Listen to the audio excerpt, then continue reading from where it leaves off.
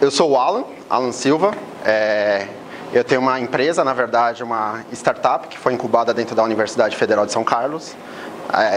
No caso, é a BrainBoss. Para quem quiser saber mais informações, www.brainboss.com.br. Eu não estou aqui para fazer propaganda da minha empresa, então vamos ao que interessa, até mesmo porque o tema que a gente trata lá na startup é bem diferente do que eu tenho aqui para mostrar para vocês. Certo? Mas qualquer coisa, se alguém quiser conversar sobre isso depois, a gente conversa, não tem problema. Aí, como na palestra da manhã, não sei se vocês pegaram lá do Minute, do nosso amigo lá de Cloud IoT, que é cheio de NDA e no disclosures, porque o que acontece? Eu tenho a minha startup, mas eu também trabalho para a Cloudera. Para quem não conhece, a Cloudera é uma empresa que oferece soluções de Big Data, e seria como se fosse a Red Hat do mundo de Big Data, vai. Então também é cheio de NDA e tal, eu entendo bem esse negócio aí do projeto Apache. Mas, mudando um pouco de assunto, hoje eu vou falar para vocês sobre um assunto que sempre me interessou. Eu trabalho faz um bom tempo com isso, já trabalhei em algumas empresas com isso. Inclusive já trabalhei com Calone, a gente já trabalhou um pouquinho em baixo nível também em relação a essas coisas. Que é justamente essa questão de trabalhar com desenvolvimento de sistemas voltados para protocolos de rede e DPI, que seria o Deep Inspection Packet, a inspeção profunda de pacotes aí, certo? Então, justamente para fazer análises de artefatos maliciosos e tantas outras coisas.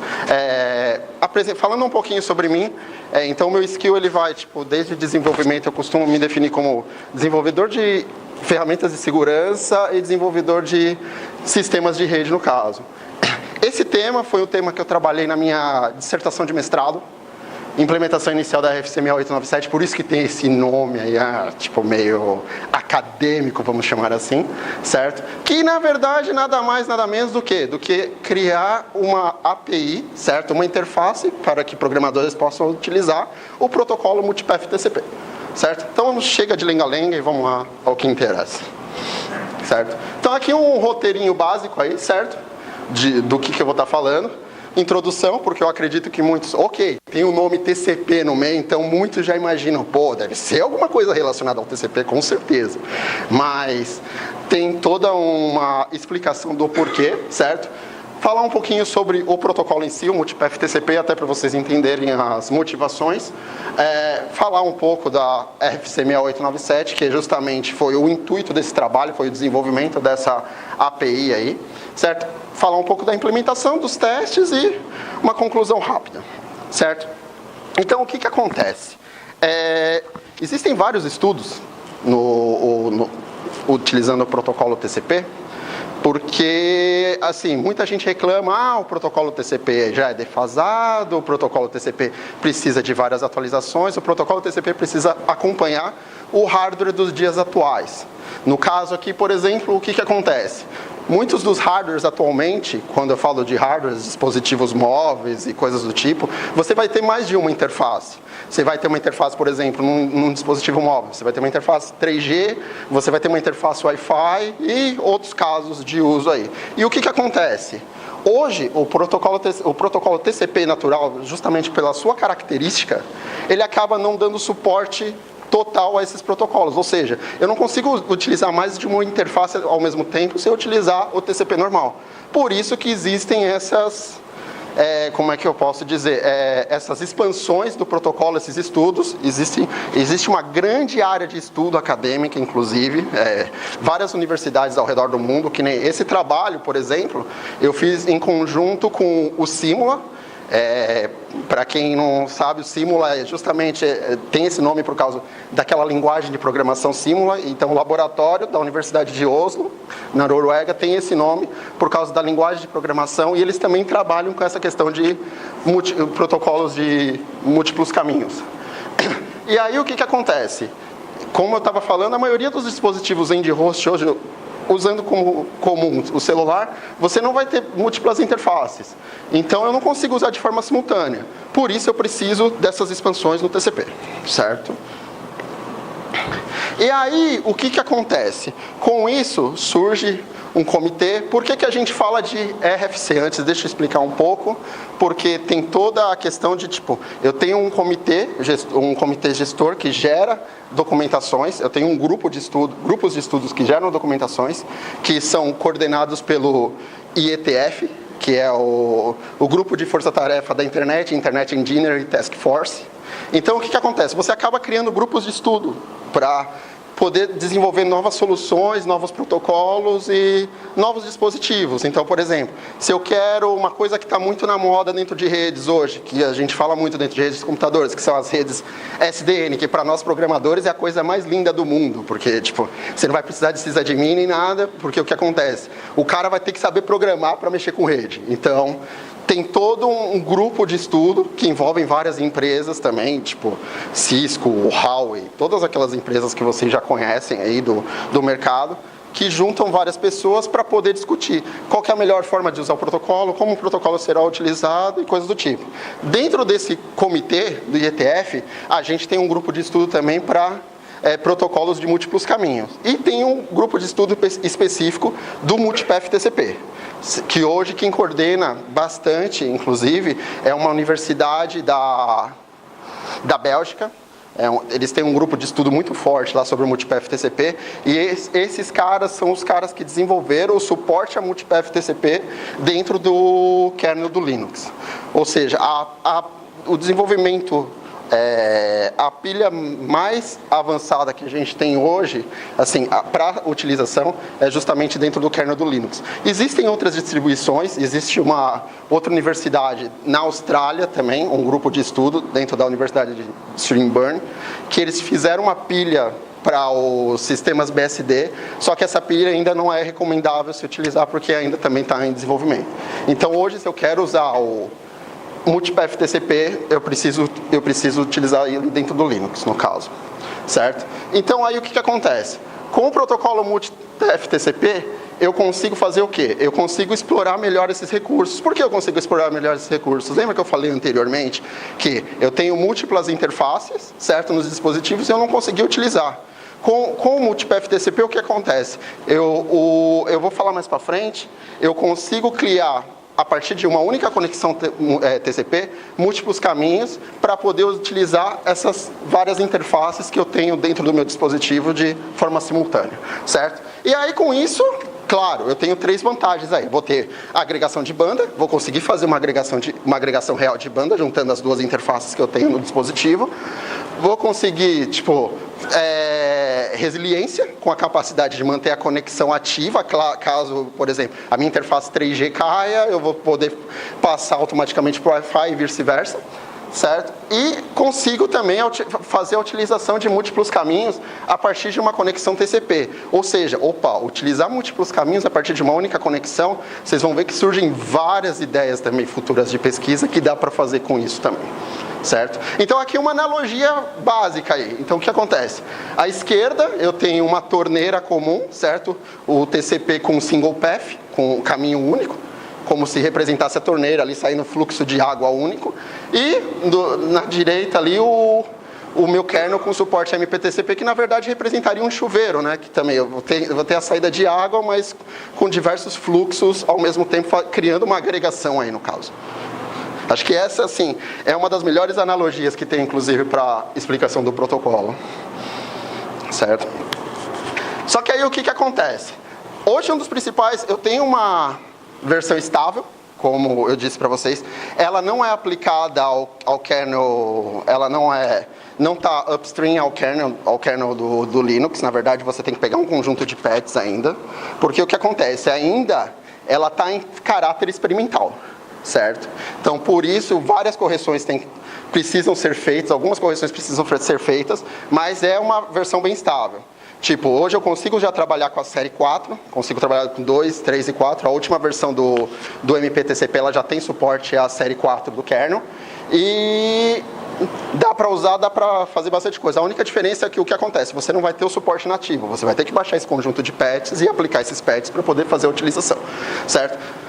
E um dos principais problemas do protocolo hoje é que eu não possuo controle sobre os fluxos, ou seja, se eu apliquei lá o multipath TCP, apliquei o suporte, ele faz a detecção do suporte no host, no end host, e no host A e no host B, ele vê que suporta multipath TCP, eu vou ter, por exemplo, número de subfluxos a serem abertos e tudo que trabalha com o protocolo de forma fixa. Hoje, se eu quiser alterar alguma coisa, algum parâmetro, eu tenho que ativar através de interface via syscontrol, que eu acredito que a maioria conhece aí, que são, na verdade, as variáveis dentro do kernel para você poder fazer alterações em tempo real. Só que isso não é legal, por quê? Porque eu acabo aplicando essas alterações que eu faço para todos os usuários do sistema. Então, isso não para todos os usuários e todas as aplicações do sistema. Eu não consigo controlar isso de forma individual. Então, por isso, surge a necessidade do quê? De se criar uma nova camada aqui, que é o que a gente chama da API do MPTCP, justamente para permitir o quê? Que as aplicações possam fazer controle do protocolo em si, ou seja, fazer controle do número de subfluxos, fazer controle de se está ligado ou desligado, poder verificar qual subfluxo, qual conexão pertence a um determinado subfluxo e coisas do tipo, justamente permitir o controle das aplicações, certo? O protocolo terminiza isso de alguma forma? Oi? O protocolo torna isso possível? O protocolo em si, ele torna isso, hoje, sem a API, ele torna isso possível através de manipulação via sysctl. Sem sysctl, você só consegue através da API, por isso que existiu a necessidade de fazer. Então, o que acontece? Com a criação de uma API, qualquer aplicação que esteja rodando em um sistema compatível com o MPTCP, pode, de forma individual, utilizar os recursos do protocolo. Como, por exemplo, que nem eu falei, ajustar a quantidade de subfluxos a serem abertos, abrir, fechar. E com isso eu consigo criar aplicações mais inteligentes, aproveitando todos os recursos que o protocolo pode oferecer aí. Porque o que acontece? A partir do momento, se você estiver usando o MPTCP sem a API, sem esse suporte API, você abrir uma conexão, eu tenho, por exemplo, eu quero abrir 5 subfluxos. Você vai ficar do início ao fim com 5 subfluxos abertos, entendeu? Não importa se está passando tráfego lá ou não, você vai sempre ficar com esses 5 subfluxos abertos, não importa como. Então, por isso que é importante eu ter o controle, porque o que acontece? Eu vou estar tendo uma demanda que eu não estou utilizando.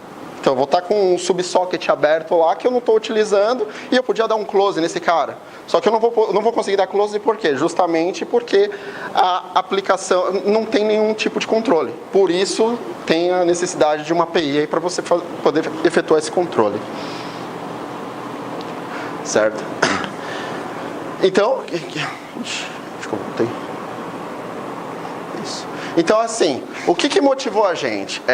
No caso, falando um pouco até do meu mestrado, a ideia era trabalhar com alguma aplicação justamente por causa de experiências anteriores dentro do mercado de trabalho, trabalhar com alguma coisa que eu pudesse fazer de PI dentro de uma rede e poder fazer algumas análises. E por isso aí alguns trabalhos que até eu recomendo, se alguém se interessar mais, justamente, acho que o trabalho principal no meu caso foi essa questão do Mahout, que é o que? Na verdade, é um cara que ele faz gerenciamento de tráfego dentro de um data center. Então, o que ele faz?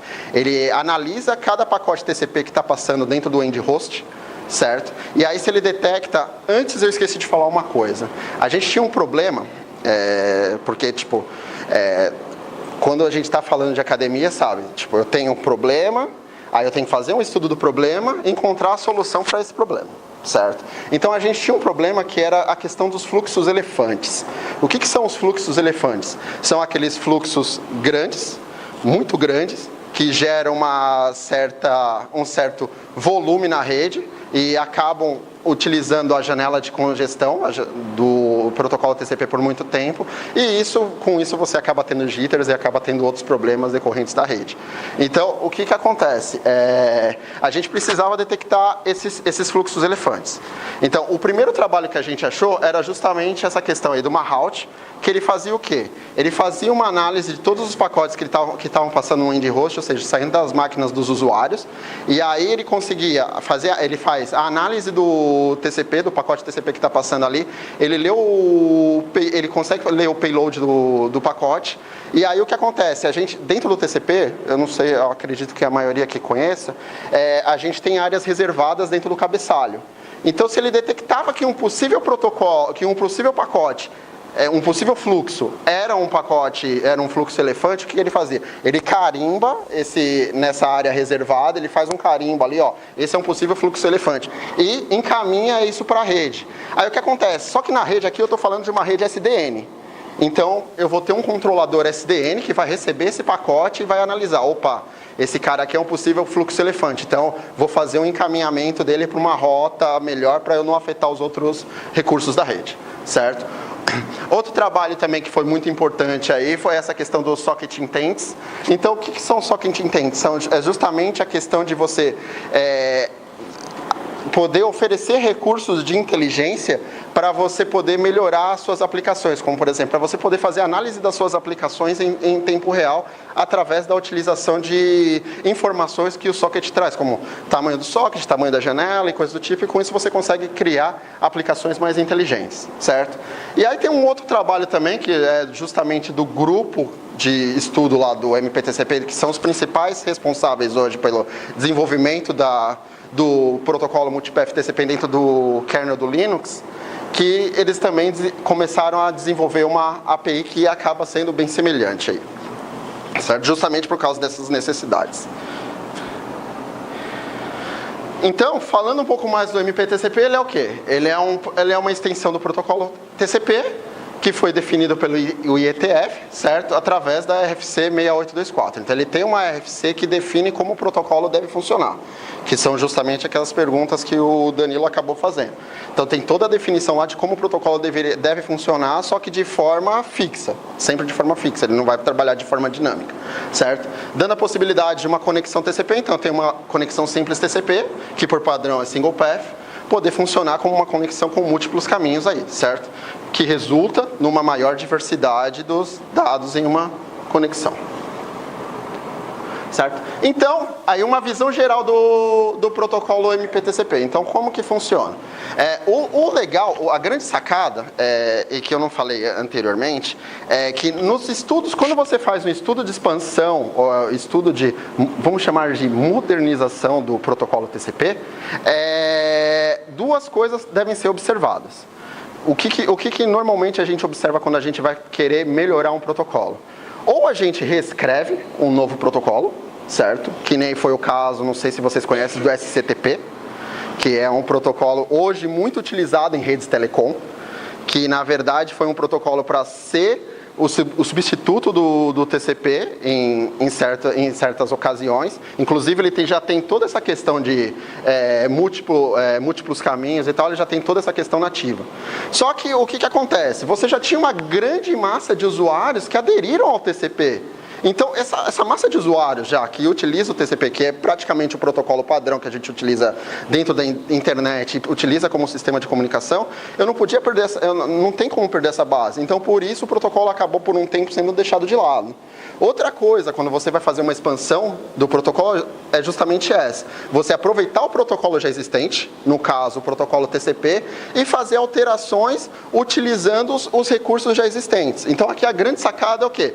O MPTCP, ele aproveita toda a estrutura de API de socket, e toda a estrutura e a mesma API de socket aí do protocolo TCP comum.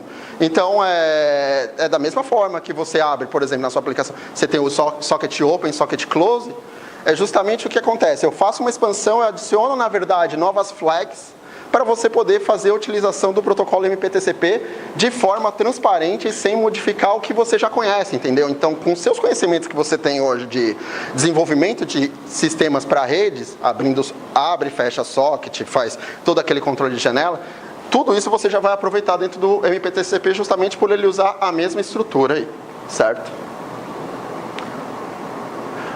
Então, aí o que acontece? O MPTCP, ele vai fazer o quê? Ele se aproveita do processo de three-way handshake justamente para efetuar a negociação necessária que permite seu uso. Então, o que acontece? Eu tenho duas fases do MPTCP, na verdade. Eu tenho o MP Capable.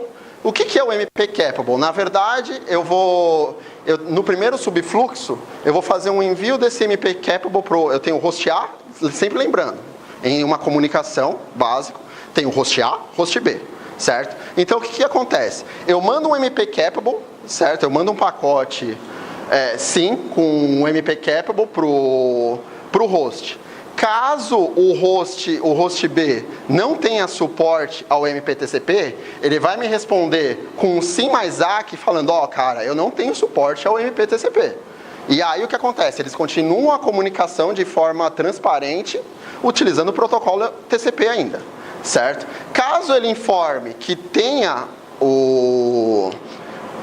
a capacidade de trabalhar com o MPTCP, ele retorne o resultado da resposta, sim, cara, eu consigo trabalhar, eu sou capaz de trabalhar com o MPTCP. Aí o que acontece? Começa a questão de troca de chaves, justamente por que ele precisa fazer essa questão de troca de chaves. Ele gera um hash básico, ele tem que gerar um hash para quê? Para poder fazer controle de futuras conexões. Porque lembra, agora eu estou trabalhando com múltiplos caminhos dentro de um socket TCP, certo? Então o que acontece? Eu tenho o socket TCP lá básico, embaixo disso eu tenho subestruturas, que a gente vai ver mais para frente, que fazem a criação desses subsockets aí de forma que eu consiga trabalhar. Então eu tenho que ter um controle disso de alguma forma. Como que eu vou fazer o controle? Através da geração desse hash, certo? E aí o que acontece? Então, quando eu mando o primeiro subfluxo, é capaz de trabalhar? Quantos subfluxos você quer abrir? 3. Ok, abri 3 subfluxos e vou trabalhar agora usando esses 3 subfluxos. Aí suponha que eu quero adicionar um novo subfluxo, eu quero adicionar um quarto subfluxo aí no caso. Então aí o que eu faço? Eu faço um SYN, aí o comando é diferente, eu já não uso mais o MP Capable, porque lembra, eu estabeleci as conexões entre o host A e o host B. Aí eu vou fazer o quê? Eu vou fazer o que eu chamo de MP Join, que é justamente a entrada de adicionar um novo subfluxo aí à conexão já existente. Então aí o que eu faço? Eu mando o token de controle através do SYN. Do outro lado, o host B ele faz o cálculo para fazer o match desse hash e vai falar, você tem permissão para entrar nessa conexão. Fazendo tudo isso, o que acontece? Fecha o three-way handshake de forma que o novo subfluxo é adicionado e eu tenho um quarto subfluxo aí adicionado. E assim por diante, certo? Se eu quiser adicionar mais 6, 7, 8 subfluxos, esse é o processo. Sempre se aproveitando do mesmo three-way handshake que vocês viram em todos os livros, em qualquer literatura aí de redes de computadores, tem essa questão do three-way handshake.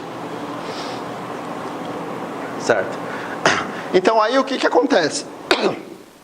Outro detalhe... Desculpa. Outro detalhe que é muito importante aí na implementação atual do... Oi? Acho que eu voltei ao normal. Outro detalhe que é muito importante aí na implementação atual do protocolo se eu estiver sendo muito rápido e tal, qualquer coisa vocês perguntam, porque às vezes eu gosto de falar demais, começo a vomitar e aí já vi. Fala. Só para esclarecer, na verdade, o subfluxo pode ser, sei lá, uma interface Bluetooth e o quê? O subfluxo, na verdade, é um subsocket. A gente vai ver mais pra frente depois. Então não importa, é agnóstico. Eu estou no nível de aplicação, exatamente. Para ele não importa a interface, porque o que acontece? Quem vai fazer o tratamento da interface, na verdade, são outros códigos que eu tenho internamente dentro do kernel, eu tenho porções de código que vai fazer essa interface, mas para o usuário, você, programador, quer usar essa minha interface para poder utilizar o protocolo MPTCP, para você pouco importa se você vai estar usando a interface Bluetooth, se você vai estar usando uma interface 3G, uma interface Wi-Fi. É transparente isso. Você consegue resolver de forma transparente isso. Essa inteligência toda o protocolo já tem hoje, entendeu? Ele deixa essa abstração, ele deixa isso abstraído de forma que você consiga usar sem se preocupar com qual interface você está utilizando. Aí você pode me perguntar, mas eu quero de algum jeito fazer o controle da interface. Ok, você quer fazer o controle da interface, você até tem recursos para fazer isso, mas não é recomendado porque você está no nível de aplicação, né? Então, muitas vezes... Todos os sockets estão rodando sobre o mesmo socket. Sim. Do SO. Isso. E se fechar esse socket, fecha todos os subsockets. Sim, exatamente. Só que, aí o que acontece? A gente está falando de... Não só no Unix, no Windows eu tenho, mas de forma diferente. Você tem que tomar cuidado porque o que acontece? Você acaba também gerando, dependendo de como você fechar isso, você pode acabar gerando processo zumbi, isso não é legal. Então, tem todo um mecanismo aí para fechar de como você abre e fecha esses subsockets. Mas basicamente é isso, você fechando o socket pi lá, os filhos acabam sendo fechados. Só que um outro detalhe muito importante aí nessa implementação atual do protocolo MPTCP é a questão dos gerenciadores de caminho. Porque, é bonito, é legal você falar que você tem múltiplos caminhos e tal. Só que eu tenho que definir também interfaces internas de como que eu vou trabalhar com esse espalhamento de múltiplos caminhos, certo? Então, atualmente, eu tenho dois disponíveis, assim, básicos nesses patches, nessa implementação do MPTCP, eu tenho dois disponíveis, que são o Full Mesh e o NDIF Ports. Quais que são a diferença entre eles? O Full Mesh, na verdade, ele faz justamente essa agregação de interfaces, ele como se fosse uma malha mesmo. Ele se aproveita de todas as interfaces que você tem no seu dispositivo, tanto no host A, no host B, para criar essa agregação de banda e poder fazer o espalhamento de pacotes. Já o NDIF Ports, ele funciona como? Ele funciona da seguinte maneira. Como o próprio nome diz, através de portas diferentes de entrada, então ele define a porta de entrada, através de portas diferentes de entrada, você consegue criar vários subfluxos. Então você faz o controle de subfluxos por porta. Então qual que é a diferença entre os dois? Full Mesh, faço o controle de subfluxos por interface. E NDIF Ports, faço controle de interfaces por porta de entrada, certo? Como que funciona, mais ou menos? Então eu vou ter o Path Manager, certo? Aqui, lembrando que, como eu não tenho API nem nada, então, espaço de usuário vazio. Eu não tenho nada no meu espaço de usuário, certo?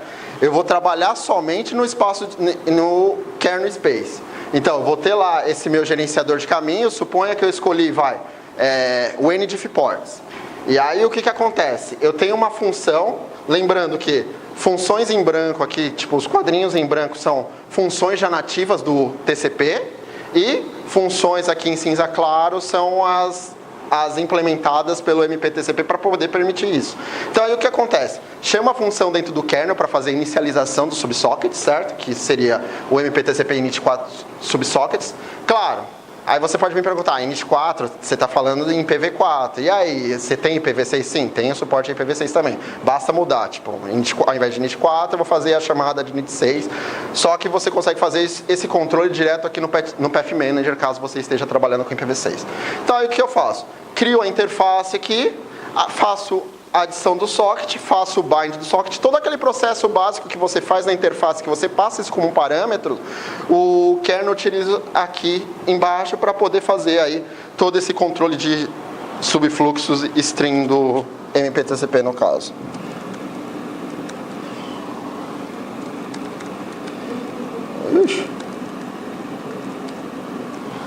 Certo? Então aí o que acontece? Assim como eu tenho a RFC 6824 que define como que o protocolo vai funcionar, eu também tenho uma RFC, que é a 6897, que ela acaba descrevendo uma API básica para o protocolo MPTCP, certo?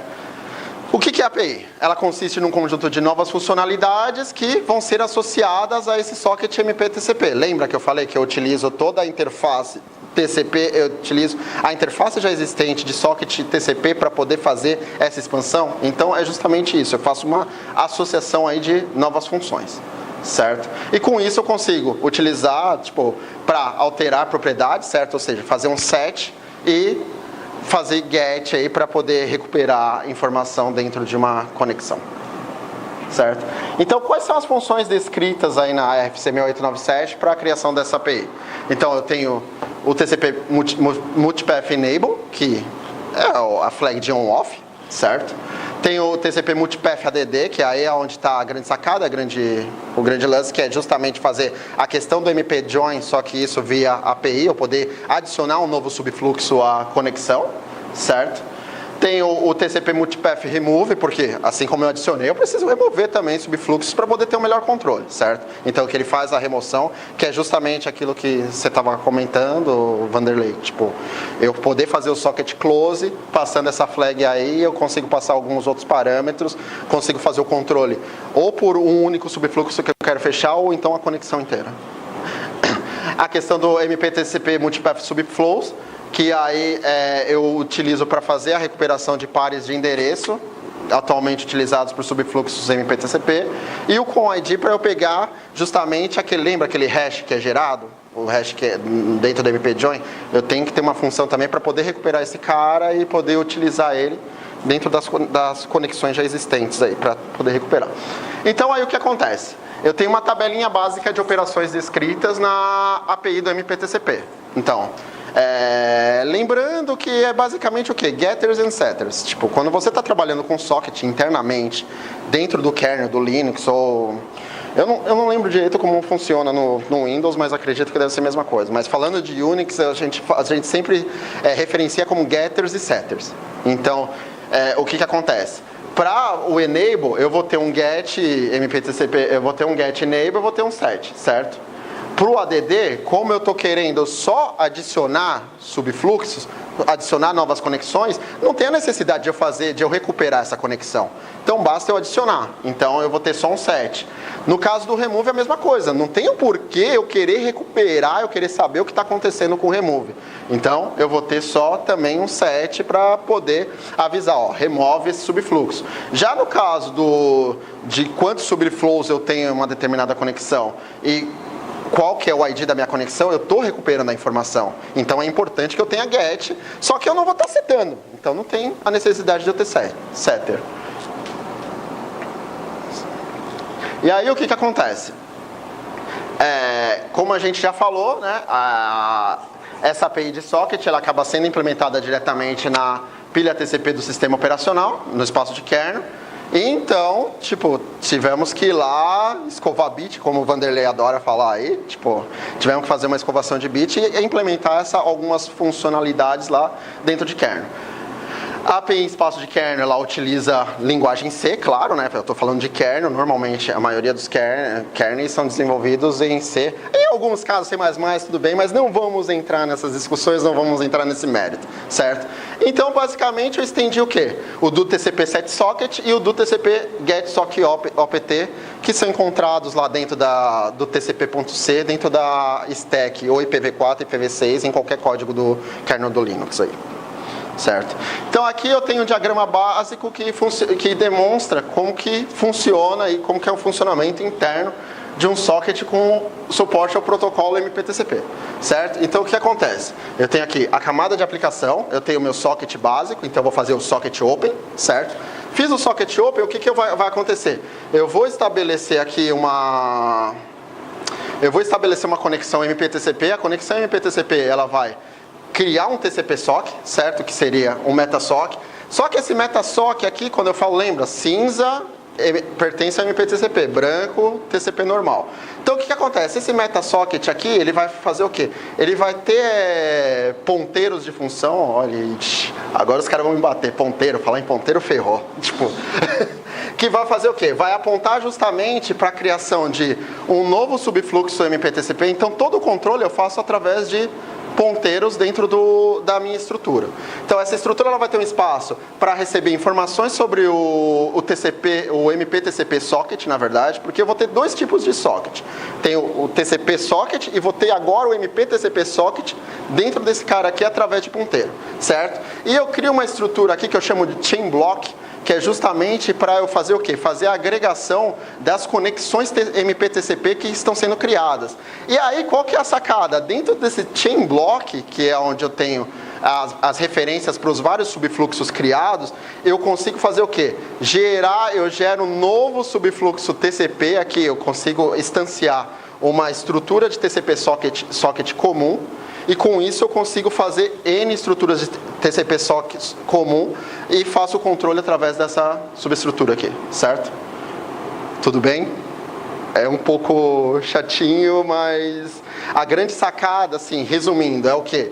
Abrir o socket normal. A primeira abertura que eu vou fazer, a primeira instanciação, eu vou estar instanciando um TCP sock com as estruturas de MPTCP. Por que eu tenho que criar? Aí você pode me perguntar, mas por que eu não crio as estruturas de TCP básicas aqui e faço um controle interno? Justamente porque, como eu já tenho pré-definido esse cara aqui, se eu tentar mexer nessa estrutura básica, eu posso ter perigos de overflow. Eu vou ter, tipo, buffer overflow aqui no caso, eu vou ter estouro de buffer.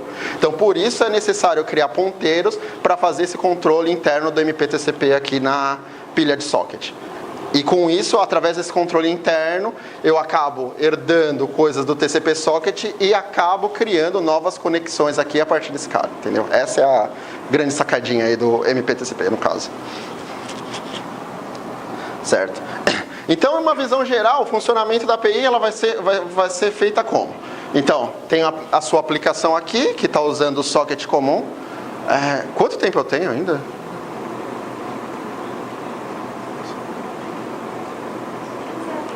(15 a 20? Tranquilo.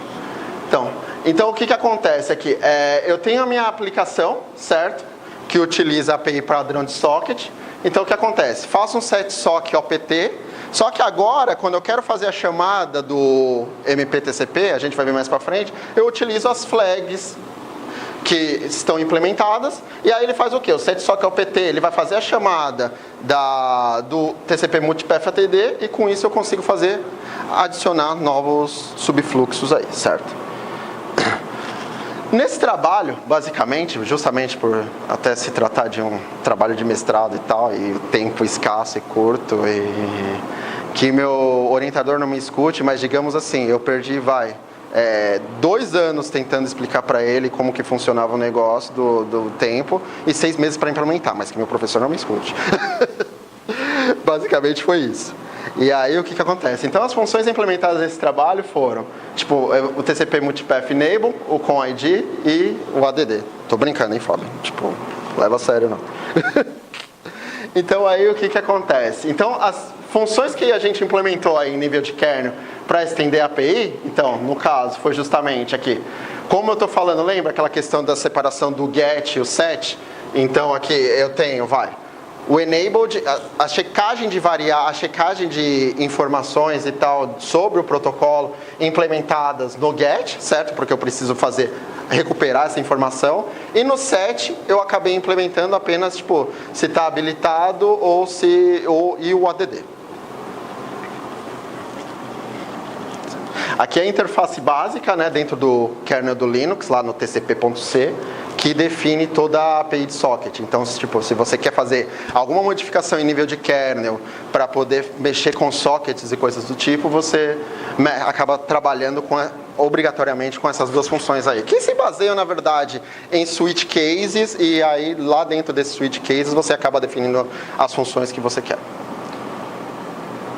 Certo? E aí, no caso da função TCP Multipath ADD, eu acabei, que é onde está o grande lance do trabalho, porque o que acontece? Como o resto, o enable e voltando aqui um pouco, o enabled e o conid é só checagem de informações internas, então, tipo, eu tenho isso dentro de variáveis internas já do próprio protocolo, era só recuperar e poder fazer a comparação se caso o usuário fizesse a requisição. O grande lance aí está implementar o TCP Multipath ADD, certo? Então, eu acabei adicionando uma nova função, certo? Que ela efetua as operações necessárias para fazer essa adição de subfluxos. Então eu tenho aqui, eu recebo o quê? Recebo a minha estrutura de socket básica, lembra? De acordo com aquele diagrama que a gente viu. E eu consigo também definir qual que é o número de subfluxos que eu quero criar diretamente em uma única conexão.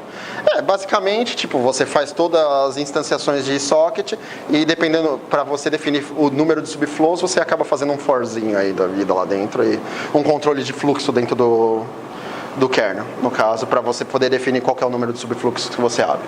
Então, como que funciona essa função? Certo? Que acabei criando aí para efetuar a intermediação entre essa API de usuário e a pilha de rede no kernel do Linux. Então, eu tenho aqui, em espaço de usuário, faço a chamada, quem está acostumado aí a trabalhar com socket, faço a chamada básica do set sock opt, certo? E aí, em espaço de kernel, eu vou fazer o quê? Lembra que eu tenho as flagzinhas? Então, aqui dentro do set sock opt agora, eu vou passar a minha flag de TCP Multipath ADD com os parâmetros necessários para falar, olha, eu quero utilizar os recursos do protocolo MPTCP. E eu quero fazer adicionar um novo subfluxo. Então, eu passo isso dentro do set sock opt, que vai fazer o quê? Vai chamar essa minha função que eu criei, certo? Em espaço de kernel também, o MPTCP ADD subflow, que faz o quê? Faz a inicialização do socket MPTCP, lembra daquele diagrama anterior? Então faz toda aquela inicialização e toda aquela inicialização de estrutura, das estruturas já existentes, certo? Verifica o gerenciador de caminhos, isso aqui inclusive me acabou me dando uma dor de cabeça enorme.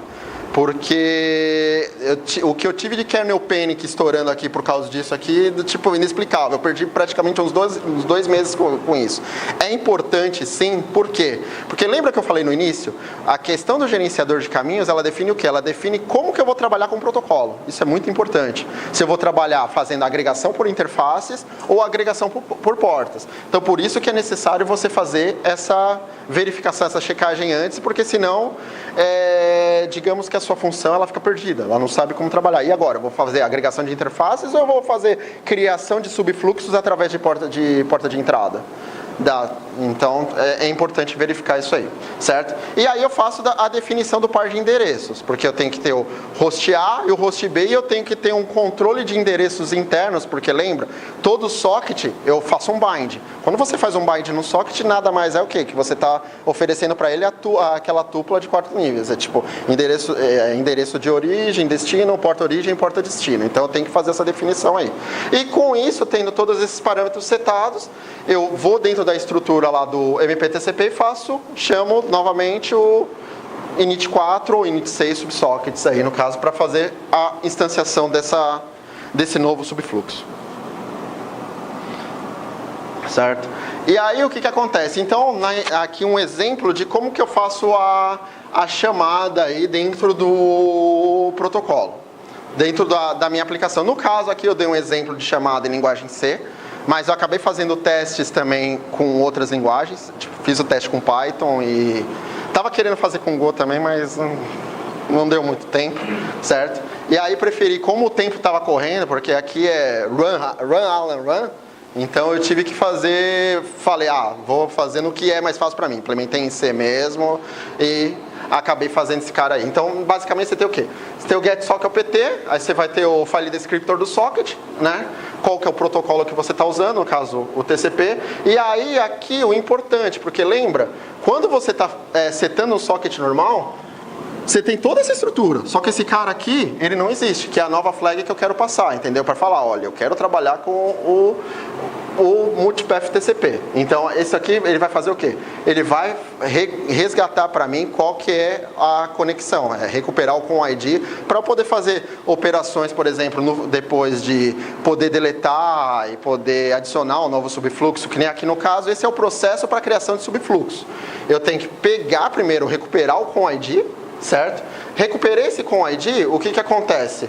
Aí eu consigo fazer o ADD, porque eu preciso saber qual que é o hash da conexão para eu poder fazer o MP join, senão fica impossível. Então por isso que é importante, quando eu vou adicionar um subfluxo, eu poder usar esses dois processos aí. Certo? E aí, para validar a API, desenvolvemos lá dentro a gente desenvolveu uma aplicação utilizando essa play implementada. E aí, lembra do meu caso de uso? Para verificar se um determinado fluxo de saída ele contém características de um fluxo elefante ou não. E aí, com isso, o que eu consigo fazer? Se eu detecto que um fluxo é elefante, eu quebro essa conexão em várias subconexões e distribuo o tráfego dessas conexões, fazendo a normalização da rede, basicamente. Certo? Então, a aplicação desenvolvida, ela consistia em baixar arquivos grandes de servidor. Foi um teste bem simples, na verdade. Eu subi, acabei subindo um Nginx no host B, com um arquivo grande. Na verdade, eram ISOs de sistemas operacionais. Usei ISOs de tamanhos diferentes, de 300 MB, 600 e 1 GB, para poder gerar tráfego aí na rede. E aí o que acontece? Eu acabei setando thresholds fixos. Quando eu alcançava a janela, eu ia fazendo agregação, ficava verificando ali no end host, na interface, contando os bytes, quantos bytes estava passando pela janela. Chegasse num limiar que estava definido pelo threshold, eu fazia a abertura de subfluxo. Chegava no segundo threshold, eu fazia a abertura do segundo subfluxo e assim por diante, só para poder fazer o controle da criação de subfluxos aí no caso. Aí, mais informações sobre como eu usei, qual que foi a topologia, qual que foi os sistemas operacionais utilizados aí para poder fazer esse cara, certo? E aí eu peguei uma topologia de rede cúbica para tentar simular, porque era o que a gente tinha. Na verdade, se você quer simular um data center, a topologia mais comum que é utilizada dentro do data center é a topologia de Fat Tree, que é aquela topologiazinha que você pega, por exemplo, slides da Amazon, da Azure ou do Google Cloud, você sempre vê aquela topologia, tipo, vários switches sendo quebrados em árvore. Mas aqui, justamente por falta de recursos, sabe como é? Aquela questão de universidade e tal, então a gente teve que se virar, né? Tipo, jogar bolinha pro alto e se virar, certo? E aí, o que acontece? Então, para avaliar o ganho de execução aí por abertura de subfluxo, eu desenvolvi uma aplicação HTTP, que ela utiliza essa API, e fiz o cálculo aí de 10 rodadas por número de subfluxos, onde eu utilizei de 3 até 7 subfluxos, certo? E aí aquilo que eu falei para você, em cada cenário a gente efetuou 3 transferências de arquivos diferentes, entre 300, 600 e 1 GB, certo? E aí estabeleci os gráficos aí, onde eu considerava qual que era o flow completion time, que é justamente o tempo para um fluxo chegar do host A ao host B com término, e acabei efetuando aí as médias, né? Certo? E aí verificamos alguns resultados. O que acontece? Na verdade, aqui era um teste de carga para eu saber onde eu tinha o maior ganho. E eu verifico com esse gráfico que eu acabo, para essa topologia, justamente por causa de gargalos e coisas do tipo, o maior ganho significativo é quando eu abro entre 3 a 4 subfluxos. Mas se eu tivesse, por exemplo, outros tipos de rede, um outro ambiente maior para testar, eu poderia abrir bem mais subfluxos e com isso... Ou seja, o grande limitante para mim, no caso dos meus testes, foi a rede aí no caso, certo? Aí fiz algumas métricas de teste, tipo, fiz um controlei a largura de banda em 10 MB. Por que você fez o controle de banda em 10 MB e não deixou sem limite? Justamente para poder pegar esses resultados e poder gerar médias. Porque o que acontece? Quando você está dentro de um trabalho acadêmico, o que você precisa é resultados, não tem jeito. Então, você tem que estabelecer alguns limites justamente para você obter os resultados esperados aí no caso. Certo? E aí, claro, tipo, no primeiro cenário, tipo, eu não coloquei nenhum tráfego de fundo nos links, ou seja, MPTCP e TCP puro. Então, com o MPTCP eu tenho um ganho aqui, tipo, eu tive um tempo que o fluxo se completa mais ou menos em 4 minutos, e sem MPTCP, claro, como eu estou usando single host, single connection, eu tive um tempo aí de praticamente 15 minutos aí. E a gente vê aqui, vocês percebam a curva aqui do MPTCP, ele tem certos crescimentos aqui quando eu estou falando 300, 600 e 1 GB, mas é bem pequeno, tipo, a distribuição que eu tenho aí, o crescimento que eu tenho, o aumento que eu tenho de largura que afeta na velocidade. Já no caso do TCP eu tenho enorme aí. E aí o que acontece? Aquele sem tráfego de fundo. Aí aqui eu ocupei a banda, eu gerei um tráfego de fundo, certo? TCP também, que ocupava 50% da banda, e a gente percebe, lembra da curva se eu voltar lá no 100 tráfego, isso é bem importante, isso que acho que é até uma das coisas mais legais. Sem tráfego, ele manteve ali o mesmo limiar.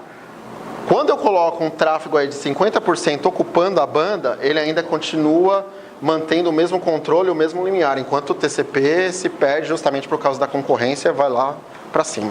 Estou passando bem rápido aqui porque acho que já está quase estourando o tempo, então só para...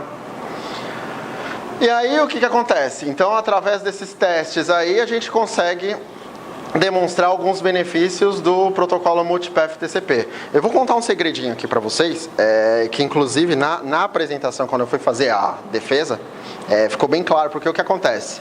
Um dos grandes, assim, pensando um pouco quando a gente fala em Multipath TCP, em um protocolo para você fazer múltiplos caminhos, o que vem à cabeça, o que surge? Surge justamente você poder fazer uma aplicação de balanceamento de carga. Então, na minha mente, eu sempre... Só que eu não podia falar isso diretamente pro meu orientador, porque ele estava com fluxo elefante na cabeça. Então, tipo... Mas, na verdade, o que a gente fez foi um balanceador de carga, que era o que eu sempre quis, porque até teve um fato engraçado, que o cara, na defesa, ele chegou para mim, um dos professores da banca, ele chegou... Peraí, mas você está falando em fluxo elefante, podia ser fluxo baleia, podia ser fluxo pinguim, podia ser fluxo o que fosse. Na verdade, o que você está fazendo aí é um balanceamento de carga. Perfeito. Porque é justamente isso. Então, uma das grandes agregações, uma das grandes utilizações do MPTCP é justamente, através do protocolo TCP, você poder, imagina, você tem uma aplicação onde você está falando querendo fazer transmissão de voz, transmissão de vídeo, e você poder fazer o controle do stream dentro da sua aplicação. Quando eu apresentei esse trabalho para o pessoal do IETF aqui na região da América Latina, justamente o pessoal, acho que o pessoal lá da Federal de Pernambuco, eles olharam o Stênio e tal, ele olhou o trabalho, ele tem um trabalho lá também de stream, de vídeo e tal.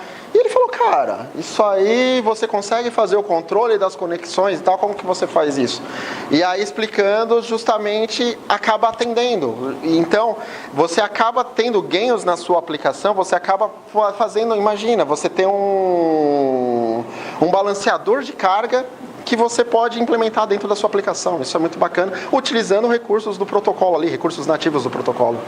Quando você tem duas redes diferentes, como no primeiro slide, no caso solar, Wi-Fi e 3G. Tá. A diferença da latência das duas conexões, como se comporta? Ele pega, no caso, a pior. Que aí entra aquela questão da inteligência do controle de congestão do TCP, né? Que ele usa nativo. Então ele pega o pior caso e é pelo pior caso que ele vai fazer a métrica. Entendeu? Eu queria perguntar qual gerenciamento você usou. E nesse caso ele tem que seguir manter o mesmo gerenciamento, né? Mesmo apesar de usar o Sim. SPEC. Qual gerenciamento você usou no SPEC? Não entendi, desculpa. Tamanho de janela, não, eu não mexi nisso, eu deixei nativo. Eu deixei o controle de congestão nativo, eu não mexi. Poderia ter feito testes mexendo com isso, mas aí não, o tempo não... Era um dos testes que era para fazer, mas o tempo era meio escasso, a gente preferiu não mexer com isso. Mas daria. Hã? Sim, você usa o pior caso. Mas aí você pode fazer modificação de controle de congestão, controle de janela. Só que aí você faz no nível de TCP, né? Você não faz no nível dele. Porque lembra, ele usa a camada acima, né? Na verdade, ele herda todas as características da camada acima. Existe uma grande discussão, isso, porque o que acontece? Tem todo um grupo de trabalho, tem uma lista de discussão do pessoal que faz a implementação. Existe uma grande discussão em relação a isso. Janela de congestão, controle de congestão. É legal eu fazer o próprio do MPTCP, tipo fazer um controle de congestão por subfluxos, ou continuar utilizando o controle de congestão do TCP. Então, ainda existe um grande debate em cima disso aí, uma grande discussão. Tem pessoas, que nem esse pessoal lá da universidade que eu trabalhei, lá na Noruega, uma das meninas que trabalharam comigo nisso aí, no desenvolvimento desse cara, ela fez justamente isso, ela fez uma janela de controle de congestão, porque ela fez um controle de congestão, por quê? Porque a gente tem aquele problema do TCP slow start. Então imagina, tipo, para o TCP, você acaba não sentindo o jitter em relação a isso. Só que imagina que você vai abrir diversos subfluxos, o TCP ele sempre tem aquele gargalo do que a gente chama de slow start. Então você tem que fazer o controle desse slow start para, conforme você vai abrindo subfluxos, você não ter uma perda de tempo aí, justamente por causa dessa característica do TCP que é o slow start. Então, tem toda uma discussão, tem todo um estudo em cima, entendeu? E até por isso que não dá ainda para colocar no kernel mainstream, né? Justamente por causa desses problemas. Porque imagina... Eu dou exemplo de duas formas diferentes. Uhum. Se o gerenciamento do 3G é muito baixo, ou ao contrário, o gerenciamento de uma banda larga é muito alta, o streaming vai funcionar. Sim, você tem esses problemas ainda, com certeza. Não, você tem esses problemas ainda. Tipo, isso aí é... E aí é justamente, aí entra justamente nessa questão. Controle de congestão eu faço por subfluxo, e interface, aí depende do patch manager que você está usando. Faço por interface ou deixo o TCP se virar com isso, entendeu? Ainda tá em aberto. Com esse trabalho eu acabei fazendo uma implementação inicial. Quem tiver interessado, se tipo, ainda tem muita coisa a se fazer aí, certo? Tipo, aí aquela questão de trabalhos publicados, a partir desse trabalho a gente acabou gerando alguns trabalhos aí, né? Tipo, 2 trabalhos aí, teve umas colaborações também usando essa questão de tipo verificar recursos compartilhados com MPTCP e tal, certo? E aí o que acontece?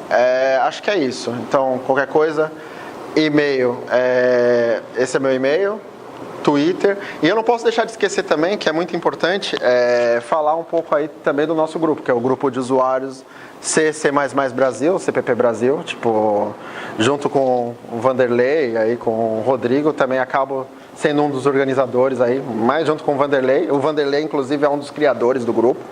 E é um grupo de usuários que hoje abrange... Quantos usuários? Quantas pessoas tem mais ou menos? Eu nem faço ideia. Tem bastante gente. E são pessoas de todo o Brasil que acabam gostando, acabam sendo apaixonados por C e C++.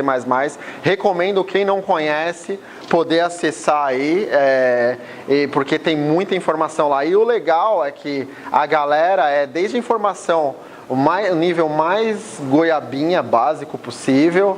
Só uma coisa que eu falo, quem está estudando ainda e tal, não... já até dou toque, não peça para fazer trabalho, porque os caras não vão perdoar, vai ser sem perdão. Inclusive tem até uns trolls aqui na plateia, né, que adoram fazer isso, né, tipo, falam pra molecada que pede trabalho, né. Então é isso, galera, tipo, quem quiser, acessa lá, eu acho que vocês vão gostar, tem nível básico, intermediário e avançado, tipo, pra quem gosta, o pessoal lá fala muito, inclusive agora até estão surgindo algumas discussões sobre C. Mas o pessoal lá fala muito sobre C++, tipo, toda essa questão da ISO, tipo, essas questões modernas sobre C++, tipo, questões que foram implementadas, fala muito sobre Boost e coisas do tipo. Então, se você está procurando um lugar aí onde você quer adquirir conhecimento com uma galera aí que entende bastante do assunto, aqui, nível Brasil, melhor lugar é esse aqui. Tipo, a galera é muito solista e eu acho que vocês vão gostar. E assim, lá a gente acaba fazendo divulgação de eventos, que nem o próprio Native Floripa foi divulgado lá dentro, o Felipe, que acabou trabalhando aí na organização, é um dos membros ativos também do grupo, inclusive posta bastante coisa louca lá, tipo, é bem interessante as coisas que ele comenta, as coisas que ele fala lá, eu gosto bastante de ler os e-mails dele. Tem uns caras que, tipo, acabam se superando, assim, lá, tem muito cara bom, então recomendo bastante, assim, tipo, se vocês querem aprender mais sobre C e C++, acessem o grupo aí que vai valer a pena. Eu acho que é isso. Esses são meus contatos. Caso vocês queiram conversar sobre alguma outra coisa adicional, queiram entender melhor, porque tem várias características de implementação, no caso do MPTCP, que não daria tempo de serem expressados aqui nessa curta apresentação e que acabam sendo bem bacanas aí. Então quem tiver interessado, ainda tem muito campo a se explorar dentro do MPTCP, tem todo um desenvolvimento aí. Eu vou ser bem sincero, como esse código justamente, acho que eu esqueci o seu nome, desculpa. O Luiz falou, acaba sendo muito, quando a gente desenvolve assim para academia, acaba sendo muito prova de conceito, então eu fiquei meio envergonhado ainda de abrir o meu... Tem umas porções de código no GitHub lá e tal, umas coisas espalhadas no meu GitHub, mas acabei meio ficando assim, ainda tem muita coisa a se desenvolver antes de soltar. E assim, eu preciso terminar, por exemplo, o Remove, que o Remove é justamente para essa questão de balanceamento de carga, é uma característica importante, só que é um cara meio chato de implementar também, justamente porque eu tenho que fazer todo esse controle, tipo, hora eu controlo um subfluxo, hora eu controlo um string de subfluxos, então acaba sendo uma coisa meio chata, meio trabalhosa e como não está sobrando tempo livre, acaba sendo bem complicado. E até outras aplicações também, tipo, você poder, que nem tem um pessoal que está desenvolvendo, usando o MPTCP para aplicar em VANETs, que são aquelas redes veiculares, para você poder fazer conversas em VANET e coisas do tipo. Então tem muita área a se explorar ainda, muita coisa a desenvolver e acho que é isso. Eu só tenho que agradecer aí a oportunidade mais uma vez. Não sei se sobrou alguma dúvida, se vocês quiserem perguntar, fiquem à vontade.